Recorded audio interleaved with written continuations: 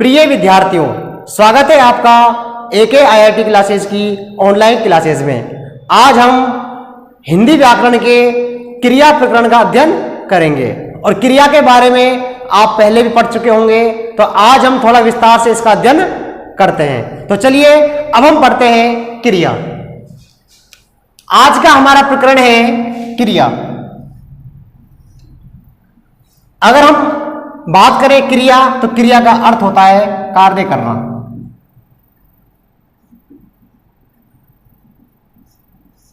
क्या अर्थ होता है? कार्य करना। अगर हम इसके परिभाषा की बात करें तो देखिए, कर्ता जिस कार्य को करता है उसे क्रिया कहते हैं। कर्ता कौन होता है? आप जानते हो कि किसी भी कार्य को करने वाला क्या कहलाता है? कर्ता कहलाता है। क्या कहलाता है? कर्ता। और कार्य आप जानते ही हो, तो कर्ता जिस कार्य को करता है उसे क्रिया कहते हैं। एक परिभाषा तो इसकी ये हो गई। अब हम बात करते हैं दूसरी परिभाषा की। हम इसको ये भी कह सकते हैं कि जो शब्द किसी कार्य के होने, करने या कराने का बोध कराते हैं। तीन तरह से होता है कि एक तो कार्य हो रहा है, एक काम करवाना है, एक किया जा रहा है। तो जो शब्द किसी कार्य के होने, करने या कराने का बोध कराते हैं उन्हें क्रिया कहते हैं। तो यह है हमारी इसकी परिभाषा कि कर्ता जिस भी कार्य को करता है उसे हम क्रिया कहते हैं, या जो शब्द किसी कार्य के होने, करने या कराने का बोध कराते हैं उन्हें क्रिया कहते हैं। जैसे हम बात करें हंसना, बोलना, खेलना, कूदना, चढ़ना, पढ़ना, ये सब क्या है? क्रिया है जो किसी कार्य के होने, करने या करवाने का बोध कराते हैं। अगर हम बात करें क्रिया के प्रकार की, तो देखिए क्रिया के दो प्रकार होते हैं। एक तो होता है कर्म के आधार पर, ठीक है, और एक होता है अर्थ और प्रयोग के आधार पर। इसके दो भाग होते हैं, एक होता है कर्म के आधार पर और एक होता है अर्थ और प्रयोग के आधार पर। हम दोनों के ही बारे में अध्ययन करेंगे, लेकिन पहले हम बात करते हैं कर्म के आधार पर। किसके आधार पर? कर्म के आधार पर। तो देखिए कर्म यानी कर्ता, देखिए कर्म। तो अब हम बात करते हैं पहले प्रकरण की, कर्म के आधार पर। तो देखिए कर्म के आधार पर क्रिया को दो भागों में बांटा गया है। एक है अकर्मक क्रिया और दूसरी है सकर्मक क्रिया। अकर्मक क्रिया और सकर्मक क्रिया यानी जिस क्रिया में कर्म नहीं होता, जिस क्रिया में कर्म नहीं होता उसे हम क्या बोलते हैं? अकर्मक क्रिया। और जिस क्रिया में क्रिया के साथ कर्म होता है उसे बोलते हैं सकर्मक क्रिया। जैसे मैं बात करूं, एक उदाहरण दूं आपको कि वह खेलता है, वह खेलता है। अब हमें यह कैसे मालूम पड़ेगा कि इस वाक्य में कर्म है या नहीं है? बहुत से बच्चों को समस्या आती है कि इसमें कर्म है या नहीं है, कैसे मालूम पड़ेगा? तो कर्म को पहचानने का सबसे शानदार तरीका है यह कि क्रिया से पहले जो आपका क्रिया शब्द है उससे पहले आप लगाओ क्या या किसको। यदि आपको इन दोनों का उत्तर आ जाए या दोनों में किसी एक का आ जाए तो समझिए कि वहां पर सकर्मक क्रिया है। अगर दोनों का उत्तर नहीं आता तो तो इसमें कर्म नहीं है। जैसे मैं बात करूं वह खेलता है, तो यहां पर क्रिया कौन सा है? खेलना। यह क्रिया शब्द है खेलता। वह खेलता है, यह वो क्रिया शब्द है क्योंकि यह बता रहा है कि वह क्या काम कर रहा है? खेलने का काम कर रहा है। तो खेलता क्या है? यहां पर क्रिया है। अब हमें क्या करना है? इस क्रिया से पहले आप क्या लगाओ? वह क्या खेलता है? वह क्या खेलता है? उत्तर आ रहा है आपका? नहीं आ रहा। वह क्या खेलता है, हमें नहीं पता क्या खेलता है, वो बस वो खेल रहा है। दूसरा है किसको? वह किसको खेलता है? इसका आंसर भी नहीं आ रहा। यानी क्या का आंसर भी नहीं आ रहा और किसको आंसर भी नहीं आ रहा। तो इसका मतलब क्या है कि यहां पर कर्म नहीं है, और जिसमें कर्म नहीं होता वो कौन सी क्रिया होती है, आक्रामक क्रिया। और अगर क्या का या फिर किसको का या दोनों को उत्तर आ जाए तो कौन सी क्रिया होती है, सकर्मक क्रिया होती है। जैसे वह फुटबॉल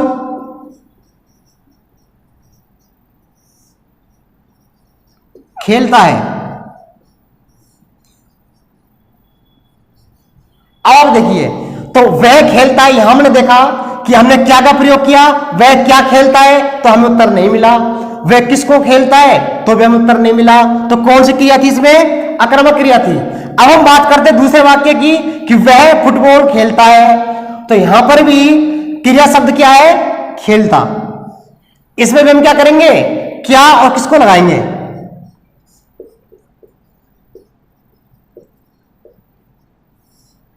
क्या या किसको लगाते हैं। तो देखो, वह क्या खेलता है, वह क्या खेलता है, फुटबॉल खेलता है। वह किसको खेलता है, फुटबॉल को खेलता है। तो यहां पर दोनों को उत्तर आ रहा है। तो इसका मतलब इसमें क्या है, कर्म है, और जिसमें कर्म होता है वो कौन सी क्रिया होती है, सकर्मक क्रिया होती है। तो आकर्मक और सकर्मक इस क्रिया को पहचानने के लिए सबसे शानदार तरीका है कि हम क्रिया से पहले क्या या किसको लगाते हैं। यदि दोनों में से किसी का भी उत्तर नहीं आता तो अकर्मक क्रिया होती है, और दोनों में से किसी का भी उत्तर आ जाए तो कौन सी क्रिया होती है, सकर्मक क्रिया होती है। देखिए, अब हम इनका विस्तार से अध्ययन करते हैं। पहला है अकर्मक क्रिया। जिस वाक्य में क्रिया के साथ कर्म नहीं होता है उसे अकर्मक क्रिया कहते हैं। जैसे वह खेलता है, यहां पर खेलता क्रिया है। वह जा रहा है, जाना क्रिया है। राजेश पढ़ता है, पढ़ना क्रिया है। ठीक है ना। इसमें हो है तो होना क्रिया है, इसमें भी होना क्रिया है, तो होने क्रिया का भाग है होंगे। तो अब आप देखिए, ये जो तीन वाक्य हैं, वह खेलता है, वह जा रहा है, राजेश पढ़ता है, ये तीनों वाक्य पूर्ण अकर्मक क्रिया हैं। यानी पूर्णतः इनमें कौन सी क्रिया है, अकर्मक क्रिया है। ये दोनों भाग अकर्मक क्रिया के ही हैं। एक भाग है पूर्ण अकर्मक क्रिया और दूसरा है अपूर्ण अकर्मक क्रिया। तो पूर्ण अकर्मक क्रिया वो होती है जो पूर्णतः अकर्मक क्रिया का उदाहरण होता है। जैसे वह खेलता है, ठीक है ना। तो अगर हम लिखें कि वह क्या खेलता है, हमें नहीं पता। वह किसको खेलता है तो हमें इसका आंसर नहीं मिल रहा। वह क्या जा रहा है, नहीं पता। वह किसको जा रहा है तो भी हमें नहीं पता। राजेश क्या पढ़ता है तो भी हमें नहीं पता। वह किसको पढ़ता है, नहीं पता।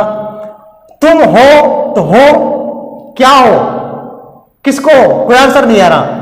तो देखिए, ये जो तीन वाक्य हैं जो पूर्णतः अकर्मक क्रिया है, जिसे क्या बोलते हैं, पूर्ण अकर्मक क्रिया। अब हम बात करते हैं इन दोनों की, तुम हो और हम होंगे। इसमें भी देखिए, इसमें हमें क्या और किसको का कोई जवाब नहीं मिल रहा। तो इस तरह के जो वाक्य होते हैं जिसमें हमको क्रिया का पूर्णतः बोध नहीं होता लेकिन एहसास होता है कि तुम हो, हम होंगे, तो ऐसे जो वाक्य हैं वो अपूर्ण अकर्मक क्रिया के अंतर्गत आते हैं। तो इसमें एक चीज कॉमन है कि ये जो पांचों उदाहरण है, इसमें जब हम क्या और किसको का उपयोग करते हैं तो हमें कोई जवाब नहीं मिलता। तो इसमें पांचों में कौन सी हो गई, अकर्मक क्रिया।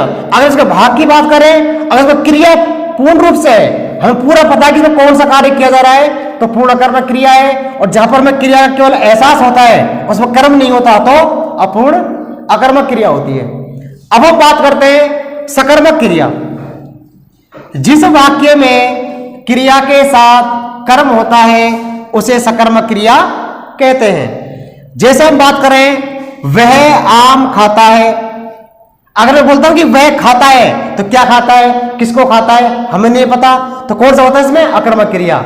लेकिन यहां पर क्या लिखा हुआ है, वह आम खाता है। तो अगर हम बात करें, वह क्या खाता है, आम खाता है। वह किसको खाता है, आम को खाता है। ठीक है। तो इसमें कौन सी क्रिया हो गई, सकर्मक क्रिया। क्यों हो गई, क्योंकि यहां पर कर्म है और कर्म की पहचान किससे होती है, क्या और किसको से होती है। इसी प्रकार राजेश पुस्तक पढ़ता है। राजेश क्या पढ़ता है, पुस्तक। किसको पढ़ता है, पुस्तक को। रमेश गाना सुनता है। तो रमेश क्या सुनता है, गाने को सुनता है। किसको सुनता है? गाने को। तो उत्तर हमारा आ रहा है। तो कौन से क्रिया में? एक कर्मक क्रिया, जहां पर एक ही कर्म होता है। अब देखिए तीनों जो वाक्य है इसमें सकर्मक क्रिया है। अब देखिए सकर्मक क्रिया के तीन भाग होते हैं, एक होता है अकर्मक क्रिया, एक होता है द्विकर्मक, एक होता है अपूर्ण सकर्मक क्रिया। अब ये जो तीन वाक्य है इसमें एक ही कर्म है, यानी एक ही काम हो रहा है कि वह आम को खा रहा है, वह पुस्तक को पढ़ रहा है, वह गाना सुन रहा है। तो इसमें कौन सी क्रिया है? सकर्मक क्रिया है। और सकर्मक क्रिया कौन सा भाग है? एक सकर्मक क्रिया। अब हम बात करते चौथे उदाहरण की। अध्यापक छात्रों को पुस्तक पढ़ाता है। इसमें दो क्रम है कि अध्यापक क्या पढ़ाता है? पुस्तक। और किसको पढ़ाता है? छात्रों को। तो दोनों को उत्तर यहां पर आ रहा है कि अध्यापक किसको पढ़ाता है? छात्रों को। क्या पढ़ाता है? पुस्तक। तो जहां पर दो क्रम हो उसे क्या बोलते हैं? द्विकर्मक क्रिया बोलते हैं। अब हम बात करते हैं पांचवें छठे की कि मैं उसे अपना दोस्त समझता हूं। अब यहां सकर्मक क्रिया तो है लेकिन वो समझ रहा है केवल, यहां पूर्णतः वाक्य नहीं है, पूर्णतः काम नहीं हो रहा है, केवल वो समझ रहा है कि मैं उसे अपना दोस्त समझता हूं, मैं उसे अपना मानता हूं।